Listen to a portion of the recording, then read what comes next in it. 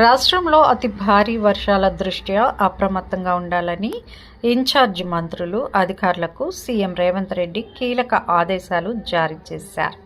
రానున్న 3 రోజులు అధికారులు, ఉద్యోగులు, సిబ్బంది సెలవులు రద్దు చేయాలన్నారు.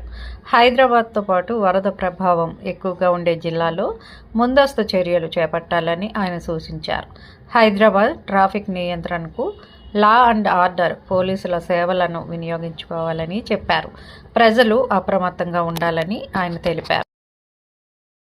హైదరాబాద్ నగరంలో రేపటి నుంచి 3 రోజుల పాటు భారీ వర్షాలు కురిసే అవకాశం ఉందని వాతావరణ శాఖ హెచ్చరించిన నేపథ్యంలో హైడ్రా అధికారులు అప్రమత్తమయ్యారు. 13, 14, 15వ తేదీల్లో అత్యవసరమైతే తప్ప ప్రజలు బయటకు రావద్దని హైడ్రా నగర ప్రజలను హెచ్చరించింది. ఈ 3 రోజుల పాటు భారీ నుంచి అతి భారీ, అత్యంత భారీ వర్షాలు కురిసే అవకాశాలు ఉన్నాయని తెలిపింది. మేడ్చల్ జిల్లాతో పాటు సైబరాబాద్ పరిధిలో భారీ వర్షాలు కురుస్తాయని హైడ్రా వెల్లడించింది. 10 నుంచి 15 సెంటీమీటర్ల వర్షపాతం నమోదయ్యే అవకాశం ఉందని, కొన్ని ప్రాంతాల్లో 20 సెంటీమీటర్ల వర్షపాతం నమోదయ్యే అవకాశం ఉందని పేర్కొంది. వచ్చే 3 రోజులు ప్రజలు ఎవరు బయటకు రావద్దని హైడ్రా విజ్ఞప్తి చేసింది.